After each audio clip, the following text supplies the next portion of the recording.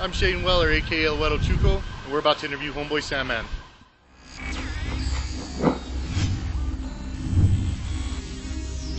New York native Homeboy Sandman made his way to the Percolator this past Tuesday. The MC is embarking on his first headlining tour after becoming a rising star as a tour mate with Brother Ali. We caught up for a poolside interview and discussed his latest works, what he learned touring the nation with Brother Ali, and leaving law school to pursue a career in hip-hop. This is what we found out. Alright, so here we are with Homeboy Sandman. You just recently toured with Brother Ali. I want to know what you learned from that experience, what you learned from that tour. What kind of knowledge Brother Ali dropped on you during that tour? Yeah, Brother Ali dropped a lot of knowledge on me during that tour. For one, he's a really gifted performer, you know what I'm saying? And he was doing hour and a half to hour, 45-minute sets. Actually, I lost my voice in the first week. So, you know, right now I'm drinking my Echinacea throat coat tea, and I think that's something he put me onto. He put me onto just a lot of voice conservation tips because he tours every day, you know what I'm saying, throughout the year. So he definitely put me on a lot of that and a lot of just, you know, tactics. This is my first national headlining tour. So this is our first time going hour and 15, hour and a half every night. Man, I did actually already lose my voice one time. So he definitely taught me about that. But just beyond that, I learned a lot about I guess image and perception on that tour. You know what I'm saying? Talking with Brother Ali, you know, he's a really unique individual.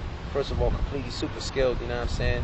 Had my favorite song of last year with Need or Not. That was my favorite song of last year off his record, Morning in America, Dreaming in Color.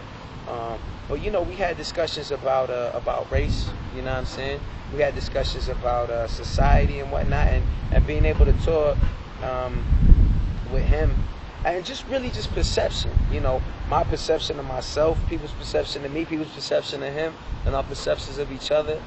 That was something that I really found to be really eye-opening as far as that tour. You know what I mean? And Brother Ali, like, you know, he's somebody that really transcends a lot of that stuff. You know what I'm saying? Which is a phenomenal way to be. You know what I mean? He's somebody that looks to really treat everybody with you know, brotherhood, fellowship. You know what I'm saying? And respect and love.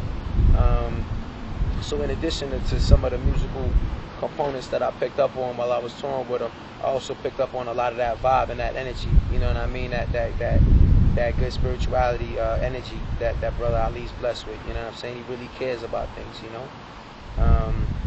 Those are a couple of things. But I really could go on. That was a fantastic tour. You know, and then, of course, you know, Brother Ali's been around for a while. He schooled me to so much stuff. I mean, he was familiar with the New York scene before I came out, you know what I mean? And knew people that had become my friends. He knew cats from battling back in the days, you know what I'm saying? So, so he, you know, he hit me to that stuff, and was just, you know, hipping me to all type of hip hop lore and things of this nature. But stand up dude. Right on, man. Now, you were just saying right now that this is your first national headlining tour. When I was looking at the tour dates, it looked like you're hitting a lot of places that you did not hit with Brother Ali. Was that something that was intentional?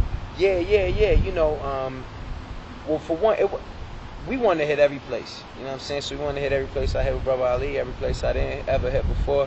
You know, I was able to, on the strength of that tour, I was able to develop a very positive fan base in a lot of those cities, because, you know, Brother Ali showed you 600, 700 people, you know what I'm saying? Some places more, you know? And coming out and having the opportunity to rock those people and keep in touch, I knew that I was going to be able to, you know, have good turnouts in a lot of these places. At the same time, I wanted to get to Indianapolis. I wanted to get to, you know, Cincinnati. I wanted to get to, you know, a bunch of places that we didn't come over here. We didn't come to El Paso. You know what I'm saying? So I want to break new ground as well. And it's not so much about, you know, another thing that Brother Ali really talked to me about was the way Ramsey has built itself up. And the way Ramsey has built itself up is a lot of humility and being like, yo, we're going to go rock a show. You know, this is 10 years ago. We're going to go rock a show in a town we've never been in. We're going to rock for 25, 50 people. We're going to do that. You know what I'm saying? Because when we go back, it's going to be 75, 100. And when we're going to go back, it's going to be 200. And that concept of paying dues. You know what I'm saying?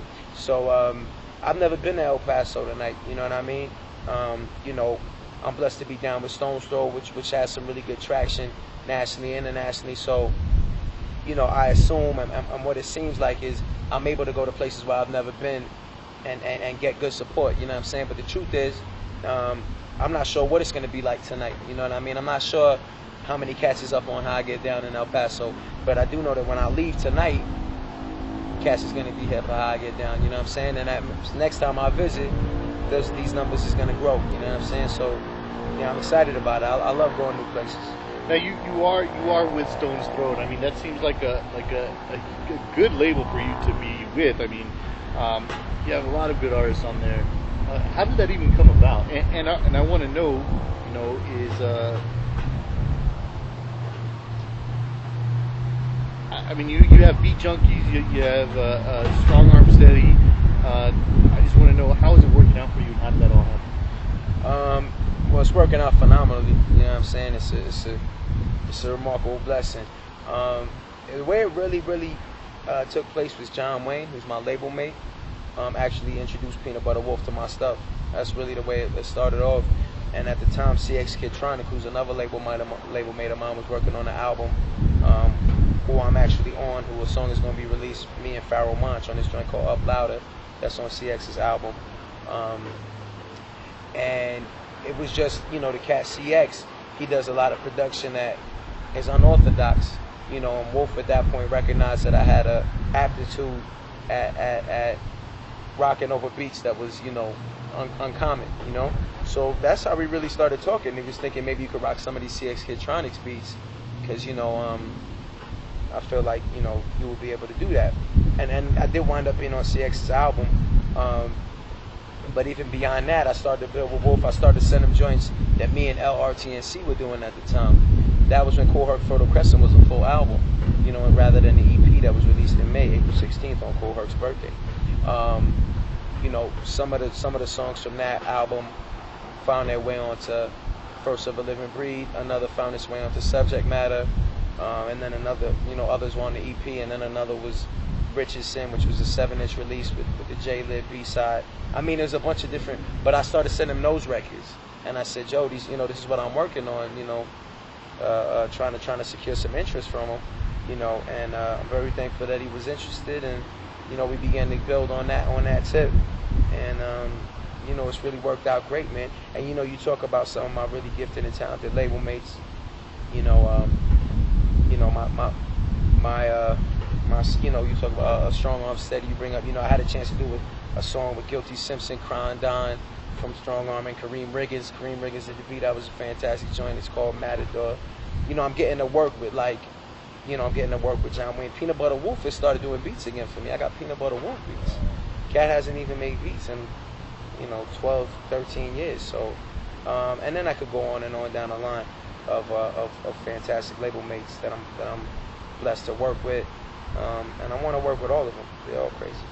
Now, you mentioned aptitude right now, that you have an aptitude to work with these beats.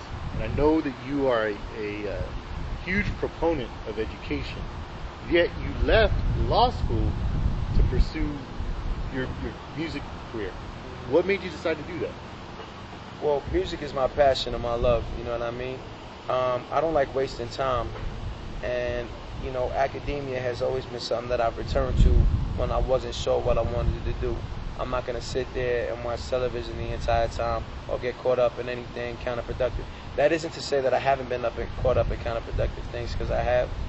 But I definitely, have done my best throughout my years to keep away from becoming fully entrenched in counterproductivity. But, I thank God for my father, who was an amazing father, and really is the reason why, I'm living the life that I'm living today, which is really life is but a dream. But that's because my father, told me, you got to do your work, you got to do your homework before you go to the park, you got to do your homework before you run around the building, that's what you got to do, you know what I mean? And just that little 15 minutes a day made for the foundation of me being,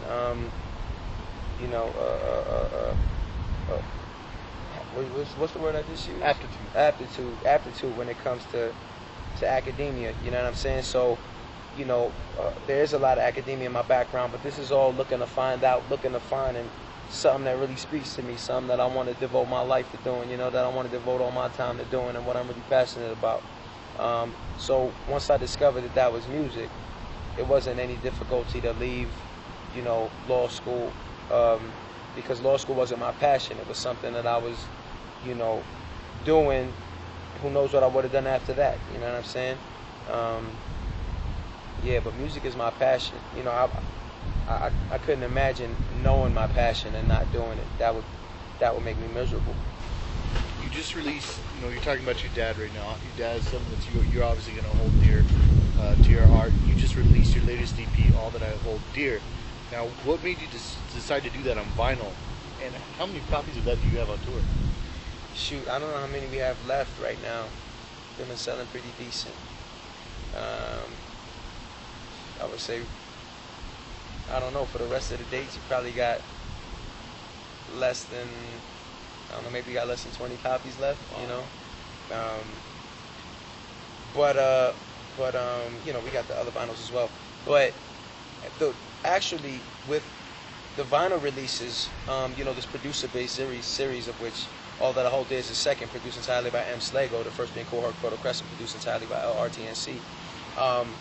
We're doing those only on vinyl and only on digital. And that was just, that's I don't know, maybe bring back a nostalgia. Yeah, but also just the authenticity of it. You know what I'm saying? I mean, the truth of the matter is, music is going to be digital predominantly these days. You know what I mean? As people downloading stuff or trading MP3s or whatever the case may be. So we got to make sure that we have that digital aspect covered. If you want to do physical, why not have have the artifact? You know what I'm saying? CDs get tossed left and right. A lot of times they frisbees more than anything else. It's something to break something up on. But Stone Throw has a real heavy vinyl following. You know what I mean? Collector following. So myself and Jeff Jank, the art director, he's been knocking things out the box as far as the artwork. Like, we creating artifacts right here with these vinyls. You know what I'm saying? And they all come with digital download cards as well. You know what I'm saying? You can do that. But when it comes to the LPs, like First of a Living Breed, was available in all of the mediums, and the next full length will be available in all of the mediums. But when it comes to these, I don't even want to call them, Kool Herc for the Crescent was 8 tracks. Illmatic was 9 tracks. You know what I'm saying? Like, I don't want to even call these EPs really that much. It makes people think it's not a full serving. I guess All That I Hold Dear is 7 tracks, more like, closer to that EP range. But these are full servings. But for these, I wouldn't call them full lengths either, though. So for these records that are not full lengths, go pick up the artifact. Fertile Crescent, tell me a little bit about that. That's another one that you released this year, is that right? Yeah. You did that one this year as well. Yeah, Kool Herc Fertile Crescent came out April 16th. And, the title was to pay homage and to pay tribute and to honor Kool Herc, the founder, godfather, founding father of hip-hop music. You know what I'm saying? And this year we actually celebrated the 40-year anniversary of hip-hop culture. The Lord has it that in 1973 at Cedar and Cedric, Kool Herc threw the party in the rec room that really set things off. And, like I said, the album was released April 16th on his birthday. And, that record, I love all my records, but that record really holds a special place to me. The grit of the production that LRTNC did, and then Dave Dar, my DJ / engineer, Southside, mixes everything that I've done, with the exception of that record, which was engineered by Dave Dar. And Dave Dar captured a grit and a warmth that really kind of makes it stand alone amongst my releases. And then the artwork is Dave Lowe, Jeff Jank nailed it, kind of play tribute to Schoolie D with the artwork. I love that record, man. I love that record. I love that record. You know who you can show that off to tonight? I hear tonight at the show, and I don't know if you knew this, but I heard tonight the Cali agent is supposed to show up. Oh, I did hear about that. Yeah. I've never met Rascal. I've never got to meet. I have met Brother Asia though, you know what I'm saying, and definitely appreciative of how they get down. So I look forward to checking them. I heard there's gonna be some other cats in effect as well. I guess I'll let y'all get surprised by that. Wonderful, man. Well, you know what? Is there anything else that you'd like to add? Just good looking out, man. Thanks for helping me spread the word. I also was just watching the house I live in, which is a film about mass incarceration. I'm about 20 pages finished with Michelle Alexander's The New Jim Crow, which is speaking on mass incarceration as the latest form of racial control in this country, and how gripping it is and how it's killing all of us. So I definitely would urge people to check those things out and fight back against that stuff. And definitely think, I also have an article that is out called Jailhouse Rock, Facts About Hip Hop and Prison for Profit, and to try and connect some of these dots about how come so much of the hip hop music that's put in front of our faces makes it seem like terrible, terrible things are cool. That's all. Wonderful, man. Well, thank you very much for your time. All right. Appreciate it. Word up, man. If you have anything when you roll through town, feel free to hit us up, all right? Word up.